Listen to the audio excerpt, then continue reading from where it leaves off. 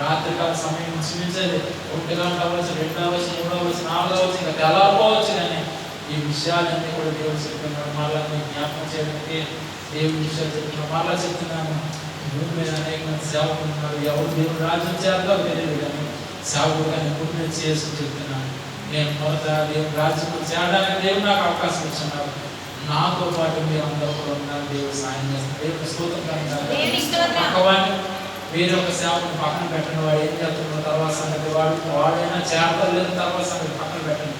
సేవకుడిగా 24 గంటల కోసం నేను ప్రార్థన చేయడానికి సిద్ధంగా ఒకటే ప్రార్థన, ఒకటే మాట, నోటి ద్వారా ఏదైతే దేవుడు పలుకుతున్నాడో అది నెరవేర్చడానికి దేవుడు సాయం చేయబోతున్నాడు. అది సూచనగా బ్రహ్మ గారి భర్తకి జరిగింది. అలాగే బ్రహ్మ గారి కుమారుడు కోసం అలాగే జరిగింది. ప్రేమ కోసం కూడా దేవుడు అలాగే చెప్తున్నాడు. వాడి పొద్దున్న యాక్సిడెంట్ అయింది, ఏమవుతుంది దేవుడు సహాయం చేస్తాడని దేవుడు చెప్తున్నాడు. సాయంత్రం కల్లా 4 గంటల టయానికి మళ్ళీ వాటి శుభపడాలని సాయం చేస్తున్నాడు.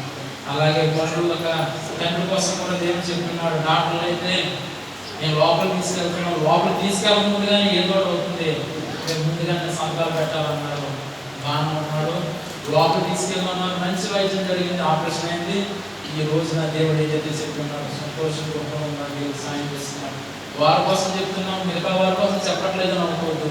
ప్రతి ఒక్కరు కూడా దేవుడి దగ్గర ప్రార్థన చేయండి. ఈ దినాన్ని దినమందిలో ఉన్నాం, రేపు దినాన్ని పనులు ఉంటావు, ఇంటిగా ఉంటావు తెలియదు, కానీ చాలా జాగ్రత్తగా ప్రతి నిమిషం కూడా నా దేవుడు నాతో ఉన్నాడు అని 3 రోజుల పలకంటే రాబోయే దినాల్లో భూమి మీద కొంతకాలం కూడా దేవుడు చేపట్టుకుని నడిపించడానికి సిద్ధంగా ఉన్నాడు. అలాగే కష్టకాలం దేవుడు తోడుకున్నాడు.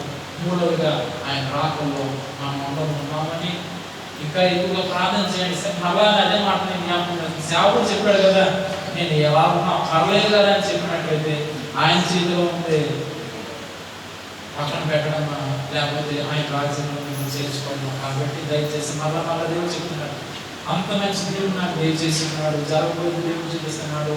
నోటి ద్వారా ఏదైతే పలకబోతున్నాడో అది జరగడానికి దేవుడు సాయం చేస్తున్నాడు. కాబట్టి సేవకుడిగా నేను ఎక్కడైతే ప్రార్థన చేస్తున్నానో అక్క కోసం నా కోసం ఎక్కువగా ప్రార్థన చేయండి.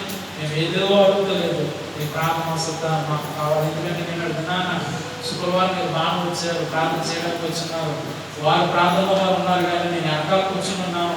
అక్కకే చెప్పాను, ఏదైనా కొంచెం ఆవేశంగా ఉన్నారనేసి. మీకు ఇంకా వచ్చారు కానీ ఎవరికి తెలియదు విషయం, అక్కకే నాకే తెలుసు.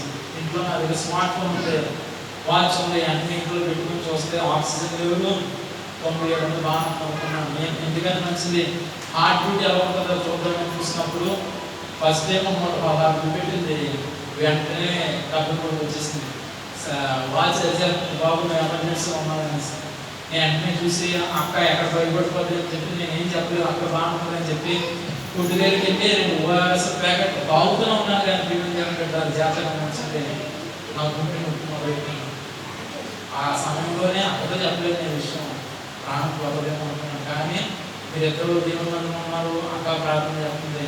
ఆ ORS తాగిన తర్వాత కొద్దిగా నాకు దేవుడు గుర్తుపెట్టిన బాగా ఉన్నాను. ఈరోజు వరకు కూడా తల్లి నేను చెక్ చేసుకోలేదు, కానీ చిన్న ఏదో నేను ఈ వారంలో హాస్పిటల్కి ఎవరో అనుకుంటున్నాను. కానీ ఒకసారి నేను భూమి కూడా చెక్ చేయించుకున్నాను, చూస్తున్నాను. ఎందుకంటే ఇది ఒంట్లో శక్తి ఉంది, కానీ ఆ ఒంట్లో ఎంతైతే శక్తి ఉండాలో ఆ శక్తి దానికి అందకపోవడం వల్ల నాకు చిన్నది ఎక్కువ మరి ఎక్కువగా చాలా చిన్న పెయిన్ వచ్చినట్టు అనిపించింది. ఎక్కువడం ఉన్నది. ఈ వారంలో వర్షాలు తగ్గిన తర్వాత మేము అది జాగ్రత్తగా చూసుకోవడానికి మేము ప్రయత్నిస్తాం. కాబట్టి అక్క విషయం కావచ్చు, నా విషయం కావచ్చు, జాగ్రత్తగా ప్రార్థన చేయండి. మీకోసం ఎక్కువ కూడా ప్రార్థన చేయండి. సిద్ధంగా ఉన్నాం. ఇంచుమించు ఎంత అయిపోయింది, 3-4 సంవత్సరాలు అయిపోయింది. డాడీ పంపించినప్పుడు జాగ్రత్తగా చూసుకోవడం, బస్ కల్లా చూసుకున్నాం. టైం ఎక్కడ లేదు, భోజనం లేదు, ఇంకా నెల కూడా కూర్చోలేదు. నిండా శక్తి రావడం వల్ల ఏ సమయానికి ఏమవుతుందని దిగులు లేదు, కానీ ఏమవుతే ఒంటరిగా అక్క అయిపోదనేసి నేను దిగులు అక్కడే మాట చెప్పలేదు. దయచేసి మీ వ్యక్తిగత ప్రార్థనలో మా కోసం ప్రార్థించండి. ఇప్పుడు వరకు దేవుడు ఇప్పుడు బాగుంది.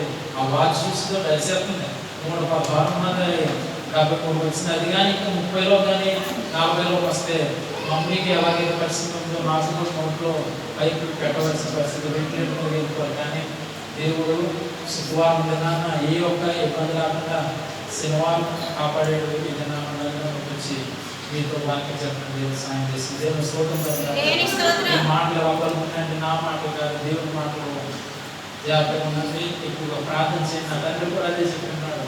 ఉదయం వాక్యం చెప్పినాడు, సాయంత్రం దేవుని రాజ్యం చెప్పినాడు. మేము ఏదో అవుతామని కాదు, ప్రతి నిమిషం కూడా మాలో ఉన్న మంచి తీర్మానం ఏంటంటే మీరు బాగుండాలా, మేము కూడా బాగుండాలి. దేవుని స్తోత్రం. దేవుడు బాగుంటుంది.